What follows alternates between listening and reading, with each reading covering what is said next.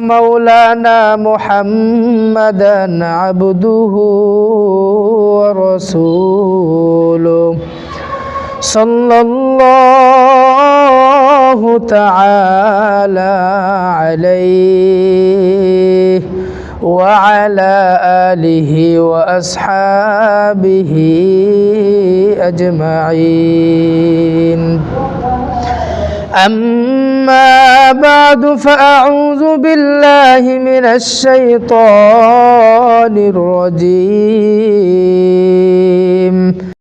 بسم الله الرحمن الرحيم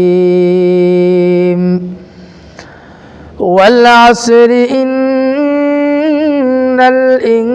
الإنسان لفي خسر إلا الذين آمنوا وعملوا الصالحات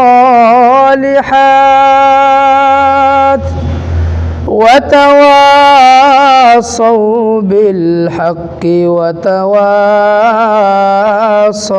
بالصبر وقال الله تعالى إن الذين آمنوا وعملوا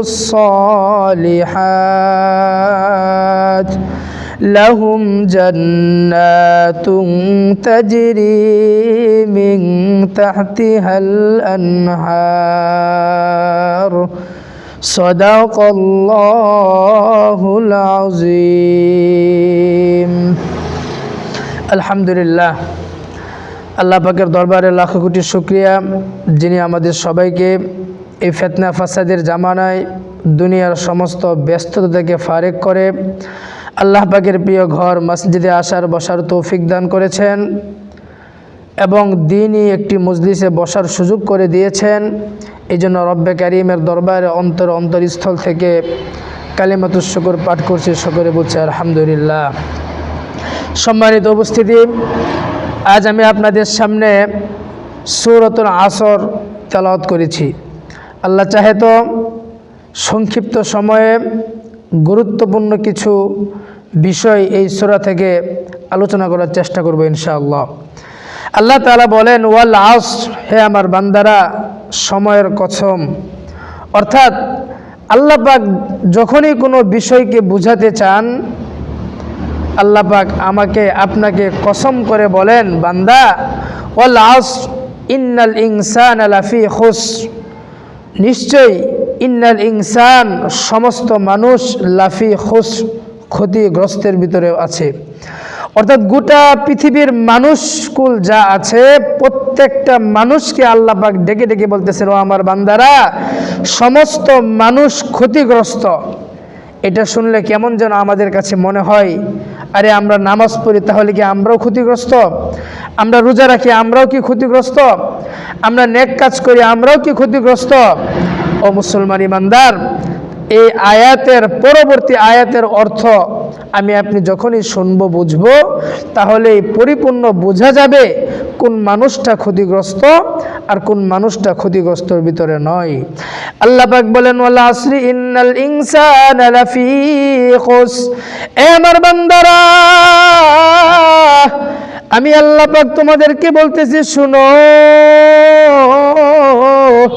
ইন্নাল ইনসান, সমস্ত মানুষ ক্ষতিগ্রস্তের ভিতরে আছে। ইল্লাল্লাযীনা আমানু ওয়া আমিলুস সালিহাতি ওয়া তাওয়াসাউ বিল হাক্কি ওয়া তাওয়াসাউ বিস সবর। আমার আল্লাহ জানায় দেয়, চার শ্রেণীর মানুষ ক্ষতিগ্রস্তের ভিতরে না। এক নম্বর, যারা ঈমান আনছে, ঈমান মহাদামি দৌলত। যে সমস্ত বান্দারা ঈমান আনছে, ঈমানের মতো মহাদামি দৌলত যাদের অন্তরে আছে, আমার আল্লাহ বলতেছে, এই সমস্ত ঈমানদার বান্দারা কখনোই ক্ষতিগ্রস্তের মধ্যে পড়ে না। সুবহানাল্লাহ। ও মুসলমান ঈমানদার, তাহলে বোঝা গেল যে সমস্ত মানুষ যাদের অন্তরে ঈমান নামক নিয়ামত আছে, ইমানের সামান্য ছিটাফিটা যাদের অন্তরে আছে ওই সমস্ত মানুষ কখনোই ক্ষতিগ্রস্তের ভিতরে পড়ে না। 2 নম্বর আমার আল্লাহ পাক বলতেছেন ইল্লাল্লাযীনা আমানু ওয়া আমিলুস সলিহাত, ঈমান আনলে হবে না, সাথে সাথে যারা নেক কাজ করে আমল সলিহা করে ওই সমস্ত বান্দারাও ক্ষতিগ্রস্তের ভিতরে না।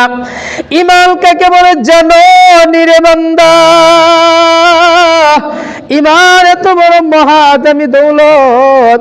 কোন এক বৈজ্ঞানিক বলেন, আপনি একটা 1 লিখলেন, 1 সংখ্যার পাশে যদি 0 সংখ্যা দেন কত হইল? 10। শুনো, আপনি 10-এর সাথে যদি আরেকটা 0 সংখ্যা বসান তাহলে হবে 100।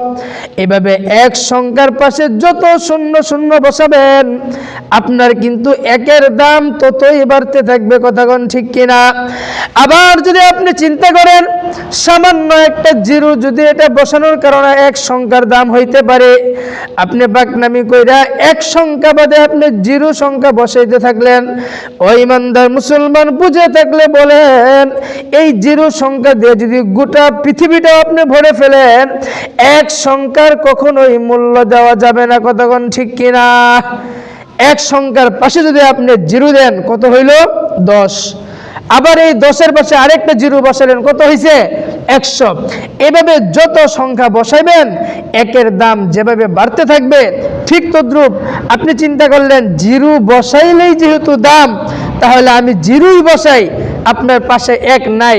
ও মুসলমান, আপনি বলেন, বুদ্ধিমান জ্ঞানী হয়ে থাকলে বলেন, এই 0 বসাইতে বসাইতে আপনাদের এই এলাকাও যদি ভরে ফেলেন 1 সংখ্যার কোনো মূল্য হবে? কোনো মূল্য নাই।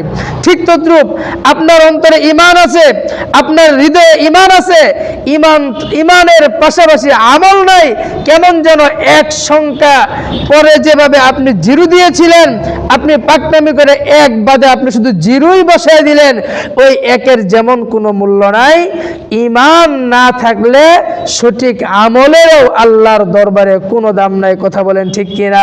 ও মুসলমান, সময় সংক্ষিপ্ত, আমি যে বিষয়টা বোঝাতে চাই, সমস্ত মানুষ ক্ষতিগ্রস্ত, তবে 4 শ্রেণীর মানুষ ব্যতীত। 1 নম্বর শ্রেণী আমরা বুঝতে পারছি যারা ঈমানদার। ঈমান কত মহাদামি দৌলত সামান্য আলোচনায় বুঝতে পারলাম। তাহলে 1 নম্বর শ্রেণী তাহারা যাহারা ঈমান আনছে তারা কখনোই ক্ষতিগ্রস্ত হবে না। 2 নম্বর হচ্ছে যাহারা ভালো নেক কাজ করে তারা কখনোই ক্ষতিগ্রস্ত হবে না। 3 নম্বরে আমার আল্লাহ পাক সূরা আসরের ভিতরে বলেন, ইল্লাল্লাযীনা আমানু ওয়া আমিলুস সলিহাতি ওয়া তাওয়াসাউ বিল হাক্কি ওয়া তাওয়াসাউ বিস সাবর।